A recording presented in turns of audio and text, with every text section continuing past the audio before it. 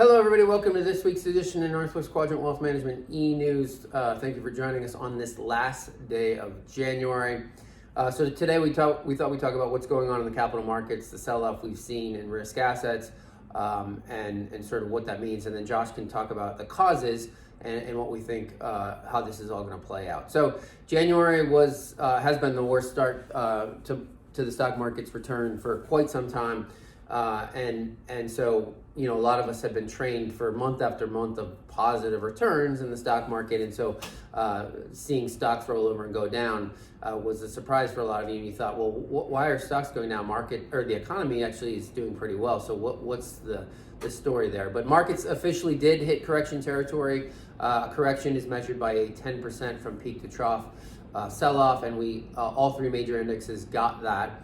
The S&P and Dow have since recovered. They're down about 7.5% through today, but the NASDAQ is still in correction territory.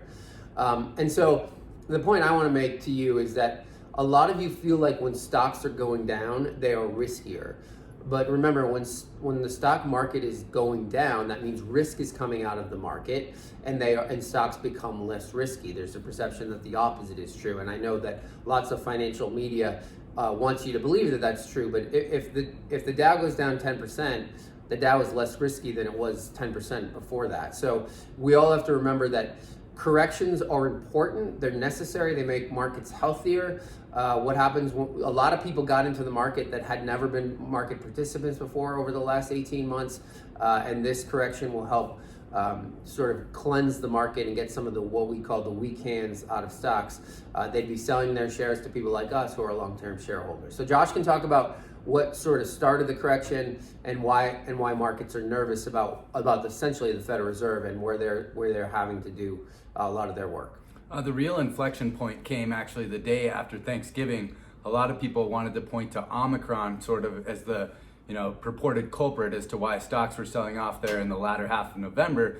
But in reality, investors had been sort of lulled into this false sense of complacency that the Fed was going to let inflation run hotter for longer rather than fulfilling that stable price component of their mandate. And so the market had to reset expectations that all of a sudden we had a sea change at the Fed and we were going to see more rate increases sooner. And the Fed's thinking evolved pretty quickly, and markets are forward looking, and of course everything's relative to expectation. And with that massive shift in expectations, of course, a higher discount results in changed multiples for stock prices. But what we've actually seen, I think, is the market sort of doing some of the Fed's work for it. As a lot of the air has been taken out of some of these growthier, quote unquote, growthier names.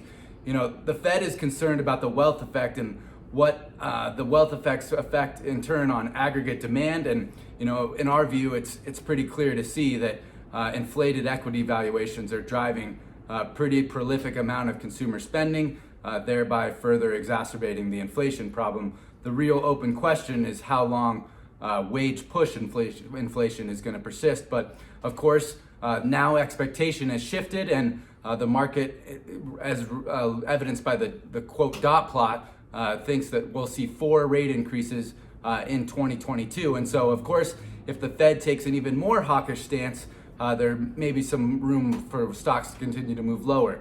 But again, everything is related to expectation, and because markets are forward-looking, they are pricing in a higher discount rate and subsequently lower multiples for stocks.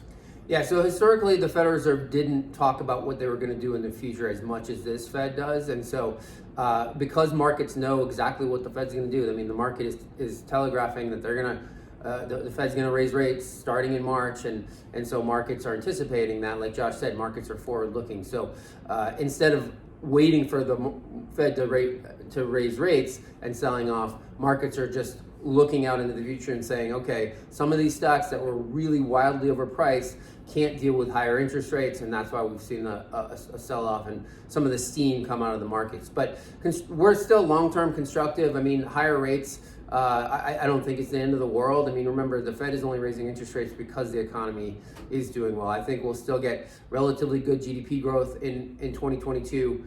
And as long as the Fed can deal with this inflation situation, stocks aren't going to be as good as they were the last 3 years and the next 3 years, but we still think we can grind out positive returns. And our asset allocation, we like where our money is allocated right now. So as always, if you have questions about your circumstances or your account, you can call our office 800-743-0988, or you can send us an email at Josh or Tyler at northwestquadrantwealth.com.